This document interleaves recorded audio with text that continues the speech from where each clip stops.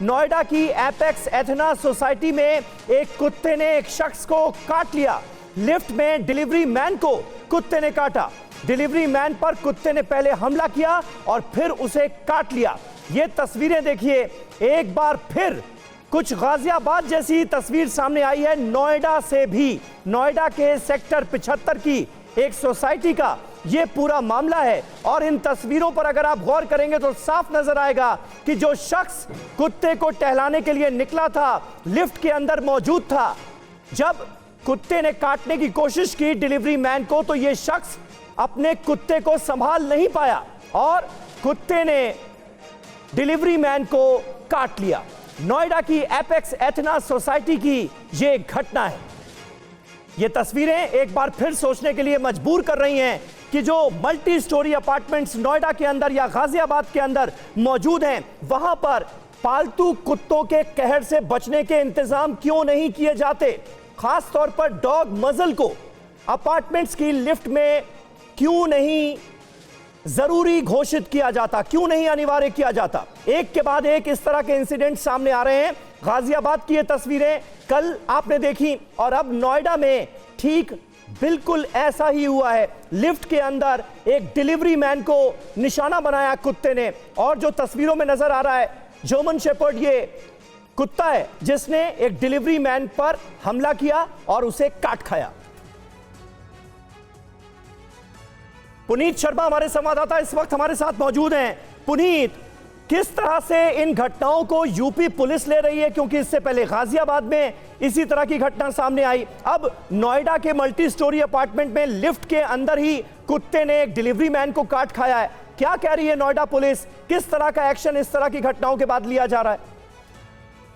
देखिए Sameer, CCTV footage में साफ नजर आ रहा है कि किस तरीके से एक मेडिकल कंपनी का डिलीवरी बॉय दवाई देने के लिए सोसाइटी में गया था। एपेक्स एथना में लिफ्ट में मौजूद था, उसी में अपने मालिक के साथ कुत्ता भी था और जैसे ही लिफ्ट का दरवाजा खुलता है कि कुत्ता उस शख्स को काट लेता है। पुलिस से हमारी बातचीत हुई है। पुलिस का कहना है कि उनके पास इस बारे में कोई भी जानकारी नहीं है। हमारे सूत्र बताते हैं कि वीडियो लगभग 1 महीना पुराना है और जो शख्स है उसने कुत्ते काटने के बाद जो पीड़ित था उसके इलाज कराया था और उसके बाद मामला रफा दफा हो गया था। इस पूरे मामले में पुलिस के पास कोई भी कंप्लेंट नहीं पहुंची है, लेकिन सवाल फिर वही खड़ा हो रहा है। पहले गाजियाबाद का वीडियो आता है सामने, कल गाजियाबाद के कोतवाली इलाके में एक और शख्स को पालतू कुत्ता काट लेता है। ये 2 घटनाएं गाजियाबाद की, तीसरी अब आज नोएडा में सामने आती है।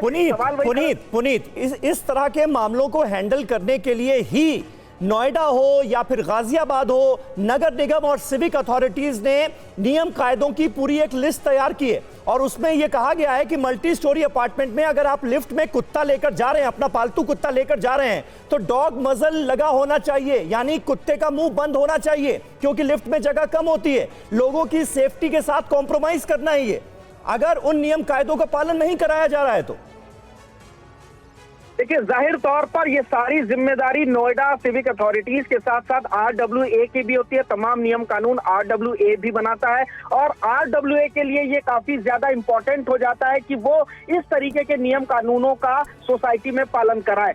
RWA के लोग भी देखते हैं कि लिफ्ट में खासतौर से जब कुत्ते जा रहे होते हैं तो उनका मुंह खुला था और उसी लिफ्ट के अंदर तमाम बच्चे भी मौजूद होते हैं, बुजुर्ग भी मौजूद होते हैं और अगर कभी कुत्ता इतना हिंसक हो जाए कि अगर कंट्रोल में नहीं आए तो फिर लोगों की जान भी जा सकती है। तो कहीं ना कहीं इसके लिए जिम्मेदार कुत्ते का मालिक प्राइमा फेसी है, सबसे पहली जिम्मेदारी उसकी बनती है। इसके अलावा जो RWA है उनकी जिम्मेदारी बनती है और साथ में उन नागरिकों की भी बनती है जो इस तरीके के नियम कानूनों की जो अनदेखी हो रही है उसको देखने के सही बात है पुनीत। और यहाँ जिस तरह से एक के बाद एक इस तरह की घटनाएं सामने आ रही हैं, अपार्टमेंट में जो लोग रहते हैं उनके बच्चों की, बुजुर्गों की कहीं ना कहीं सेफ्टी कॉम्प्रोमाइज हो रही है और सबसे बड़ी दिक्कत यह कि अगर कोई ये कहता है कि आप नियम कायदों का पालन करें तो लोग बुरा मान जाते हैं। यह भी एक बड़ी समस्या। बहुत बहुत शुक्रिया पुनीत आपका इस जानकारी के लिए।